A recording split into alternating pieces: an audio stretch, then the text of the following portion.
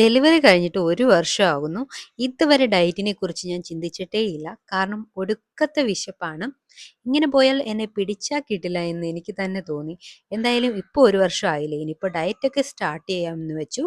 എൻ്റെ ഡയറ്റല്ലേ എവിടം വരെ പോകും എന്നൊന്നും അറിയത്തില്ല. ഇതിനിടയ്ക്ക് ജിമ്മിലൊക്കെ ചേർന്ന് 3 മാസത്തേക്കുള്ള ക്യാഷ് മുൻകൂറായി അടച്ചിട്ട് 3 ദിവസം മാത്രമാണ് ആകെ പോകാൻ പറ്റിയത്. അത് പിന്നെ എൻ്റെ കുഴപ്പമല്ല ട്ടോ. കുഞ്ഞിനെ നോക്കാൻ ആള് വേണ്ടേ. എന്തായാലും രണ്ടും കൽപ്പിച്ച് ഡയറ്റ് സ്റ്റാർട്ട് ചെയ്യാമെന്ന് വെച്ചു. അതിന് വേണ്ടിയിട്ടുള്ള പ്രിപ്പറേഷനാണ് ട്ടോ. ദാ ഈ കാണുന്ന ഷോപ്പിംഗ് ഒക്കെ. എന്താവുമോ എന്തോ. പല സാധനങ്ങളും തപ്പിയെടുത്തുകൊണ്ട് അന്നക്കുട്ടി ദാ വരുന്നുണ്ടേ. അന്നക്കുട്ടിക്ക് മിൽക്ക് ഷേക്ക് വേണമെന്ന് പറഞ്ഞപ്പോൾ ഞാനും കൂടി ഒന്നെടുത്തു. അവൾക്ക് സ്ട്രോബെറി ഫ്ലേവറും എനിക്ക് വാനില ഫ്ലേവറും. എന്തായാലും ഇന്ന് ഡയറ്റ് സ്റ്റാർട്ട് ആയിട്ടില്ലല്ലോ. നാളെ മുതലല്ലേ.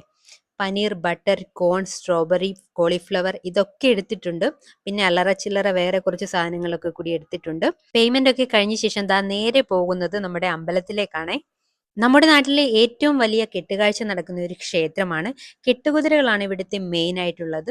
തൊഴാനായിട്ട് കയറാനൊന്നും പറ്റിയില്ല. പുറത്തെ കാഴ്ചകളൊക്കെ കൊണ്ട് നടക്കുവാണ്.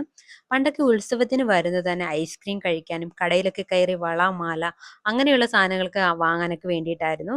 ഇതിപ്പോൾ അന്നക്കുട്ടി വരുന്നത് ഇതിനൊക്കെ വേണ്ടിയിട്ടാണ്.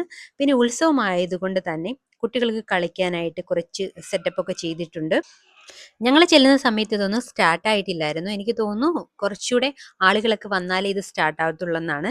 അന്നക്കുട്ടി ഇതിലൊക്കെ കയറണമെന്ന് പറഞ്ഞ് വാശി പിടിക്കുന്നുണ്ടായിരുന്നു. പിന്നെ ആ ബൈക്കിലൊക്കെ ഒന്ന് കയറ്റിയിട്ടുണ്ടായിരുന്നു. പിന്നെ ഈ വളക്കടയിൽ കയറി കുഞ്ഞുങ്ങൾക്ക് വളയും മാലയും കളിപ്പാട്ടങ്ങളും ഒക്കെ വാങ്ങി. അന്നക്കുട്ടിക്ക് പാനിപ്പൂരി വേണമെന്ന് പറഞ്ഞപ്പോൾ അതും വാങ്ങിക്കൊടുത്തു.